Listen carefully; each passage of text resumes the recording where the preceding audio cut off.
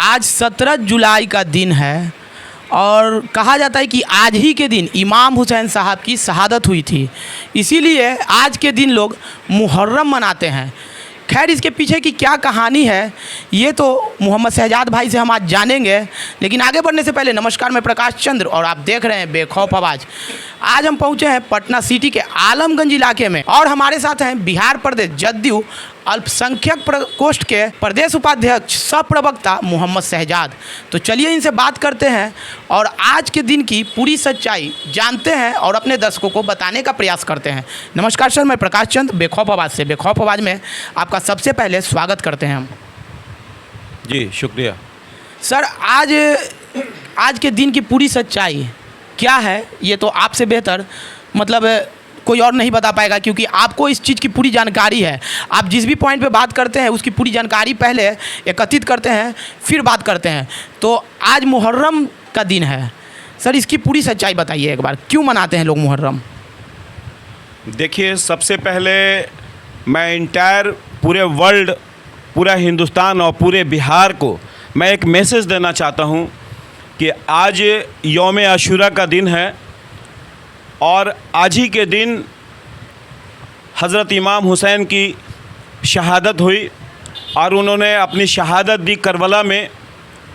और ये करबला पूरी दुनिया के लिए एक इबरत है और ये जो शहादत उन्होंने दिया हज़रत इमाम हुसैन और उनके पूरे ख़ानदान ने, पूरे दुनिया के लिए एक मैसेज दिया कि आप गलत बर्दाश्त नहीं करें, आप जुल्म बर्दाश्त नहीं करें, आप अन्याय को नहीं सहें। और इसकी लड़ाई उन्होंने मात्र 72 आदमी से करबला के अंदर लाखों सेना से उन्होंने लड़ाई किया और पूरे जहान को एक मैसेज दिया। और हज़रत इमाम हुसैन अलैहिस्सलाम को आज पूरी दुनिया मानती है और जिस तरह से उन्होंने जंग लड़ा, आज ये मुहर्रम का दिन एक मैसेज देता है लोगों को। आज के दिन जो हज़रत इमाम हुसैन साहब थे उनकी शहादत हुई थी करबला में, इसीलिए आप लोग मुहर्रम का त्यौहार मनाते हैं। आज मतलब किस प्रकार का मतलब आयोजन किया जाता है? देखिए, हकीकत ये है कि ये इंटायर ये मुहर्रम का जो महीना है एक गम इजहार का महीना है। इसमें हमारे इस्लामिक फाउंडर जिसको कहिए, इस्लाम के जो ख़ास लोग थे, आज के दिन ये 10वीं मुहर्रम का 10वीं है। आज के दिन इंटायर लगभग जो करबला के अंदर थे सबों की शहादत लगभग हो चुकी थी, इक्के दुक्के लोग बचे थे और जिससे फिर इस्लाम जो कहा जाता है कि हर करबला के बाद इस्लाम जागता है, तो आज पूरी दुनिया में इस्लाम का बोलबाला है और इस कौम का बोलबाला है, ये बात आप जान लीजिए। और ये मुहर्रम एक मैसेज देता है, पूरे समाज को मैसेज देता है कि मोहब्बत कायम करके रहें और जुल्म बर्दाश्त नहीं करें। तो आज पूरे हिंदुस्तान में और पूरे बिहार में लोगों से मेरी दरख्वास्त है कि हिंदू भाई मुसलमान जितने भी लोग हैं सब लोग मिलजुल करके इस फेस्टिवल को अंजाम दें। जैसा कि आप लोग ने अभी सुना कि शहजाद भाई ने कहा कि आज ही के दिन हज़रत इमाम हुसैन साहब की शहादत हुई थी, इसीलिए आज के दिन लोग मुहर्रम का मतलब त्यौहार बोला जाए या फिर गम का इजहार बोला जाए मनाते हैं। और आज मोहम्मद शहजाद भाई ने हिंदू मुस्लिम सिख ईसाई सभी जात से ये दरख्वास्त भी की कि मिलजुल के रहें, क्योंकि मिलजुल के रहने में ही ज़्यादा भलाई है। सर, लेकिन अभी आपने कहा कि ये त्यौहार जो है मुहर्रम का त्यौहार वो जुल्म बर्दाश्त नहीं करने की सीख देती है। और कल दरभंगा में एक बहुत बड़ा हादसा हो गया। मुकेश सहनी जी के 70 वर्षीय पिता जीतन सहनी जी का निर्मम हत्या हो गया। सर, क्या कहिएगा इस पर?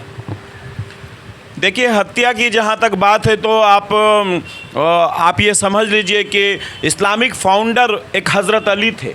हज़रत अली को भी मस्जिद में उनकी हत्या कर दी गई थी, समझ रहे हैं? तो ये हत्या का जो मामला है सदियों से होता चला आया है।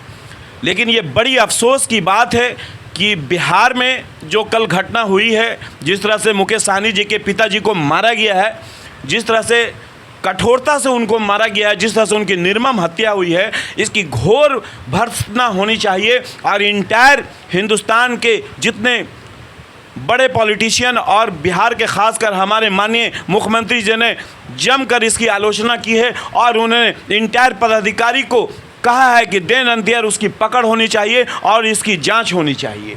इसलिए कि जिस तरह का दरभंगा में निर्मम हत्या किया गया है और वो भी एक ऐसे राजनेता के फादर का, ये शोक की बात है और ये बड़ी अफसोस की बात है कि जिस तरह से बिहार में इस तरह का घटना हुआ है। माननीय नीतीश कुमार एक बेहतर बिहार के रूप में जाने जाते हैं और उनके रहते कोई भी तरह की घटना अंजाम देने के लिए सोचता है, लेकिन इस तरह का कदम आना बड़ी अशोभनीय है और माननीय नीतीश कुमार जी बहुत एक्टिव मोमेंट में इन दिस टाइम है और पूरे दरभंगा को अभी उन्होंने बुरी तरह से अपने चंगुल में लिया है और वहाँ पे सारे पदाधिकारी और सारे पुलिस महकमा वहाँ पे जमे हैं और निरीक्षण और जांच चल रही है। कुछ लोगों की उसमें अरेस्टिंग भी हुई है और उनके साथ तहकीकात हो रही है और आने वाले 1-2 दिन में आप देखेंगे कि इसका सामने जांच आ जाएगा और उसके बाद आगे सरकार क्या करेगी उसको हम लोग सोचेंगे। सर, अभी बिहार में ये जो खून खराबा का खेल चल रहा है बहुत ज़्यादा चल रहा है। ये भू माफिया लोग, शराब माफिया लोग बहुत ज़्यादा सक्रिय हो गए हैं। थोड़ा मोड़ा भी अगर कोई इनका विरोध करता है तो बहुत ही आसानी से उनका हत्या कर दिया जा रहा है। क्या कहिएगा, खास करके भू माफिया बिहार में अभी बहुत ज़ोर शोर से सक्रिय हैं और गरीब गुरबा का ज़मीन कब्जा कर ले रहे हैं और विरोध करने पर उनकी निर्मम हत्या कर दे रहे हैं। क्या कहिएगा इस पर, कैसे रोक लगाया जा सकता है इस पर? देखिए इसमें जो है ना, इसमें लोग पॉलिटिकल व्यू इसको बनाना चाह रहे हैं, जो कि हकीकत ये कि माननीय नीतीश कुमार की छवि बहुत बेहतर है, उसको लोग बर्बाद करने में लगे हुए हैं। इसलिए वो लोग कहीं ना कहीं एक षड्यंत्र नीतीश कुमार के खिलाफ रची जा रही है। जिस तरह का निर्मम हत्या या जिस तरह का बालू माफिया या जिस तरह का एक मामला कुछ बिहार में आ रहे हैं, इसमें नीतीश कुमार को फंसाने की कोशिश की जा रही है। और ये बातें तमाम अपराधी कर्मी को जानना चाहिए कि माननीय नीतीश कुमार इससे कंप्रोमाइज़ नहीं करते हैं और इसको रोकथाम के लिए वो काफ़ी सचेत हैं और एक्टिव हैं और जिस तरह से पदाधिकारी लोग लगे हुए हैं इस पे कंट्रोल किया जाएगा। सर, आप बिहार प्रदेश जदयू के अल्पसंख्यक प्रकोष्ठ के प्रदेश उपाध्यक्ष के साथ साथ सह प्रवक्ता भी हैं, तो आपसे एक सवाल बनता है कि बार बार विपक्ष ये दावा कर रही है कि जो भी मतलब ये बालू माफिया, भू माफिया, शराब माफिया के लोग हैं उनको संरक्षण सत्ता पक्ष से मिल रहा है। क्या कहिएगा इस पर? नहीं, देखिए ऐसा नहीं है, वो तो विपक्ष का काम है बोलना।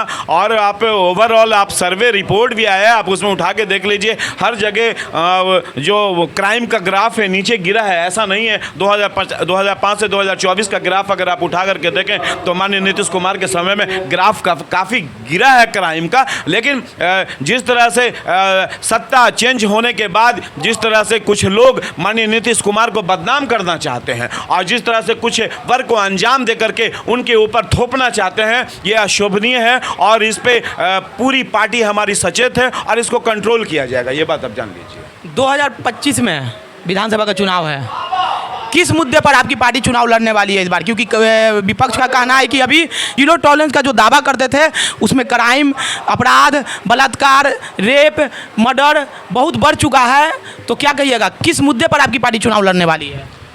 देखिए, बिहार तो क्राइम से बचने का जाना जाता है और जिस तरह से माननीय नीतीश कुमार ने अपने बिहार को जिस तरह से वर्क को दिया है, जिस तरह से वर्क का अंजाम दिया है, जिस तरह से उन्होंने युवा से लेकर महिला से लेकर के रोड और मेट्रो तक का जाल बिछाया है और जिस तरह से जातीय जनगणना कराया और जिस तरह से रिजर्वेशन उन्होंने दिया। अलग बात है कि सुप्रीम कोर्ट ने उस पर बैन लगाया है, लेकिन उसमें हम लोग सतर्क हैं और आगे का भी प्रावधान हम लोग देख रहे हैं कि उसमें क्या करना है, ठीक है ना। तो इसलिए माननीय नीतीश कुमार का डेवलपमेंट के ऊपर ही जो भी होगा 2025 में डेवलपमेंट के ऊपर ही इलेक्शन वो लड़ेंगे। सर, बहुत बहुत धन्यवाद आपका बेखौफ आवाज़ के साथ जुड़ने के लिए। Thank you.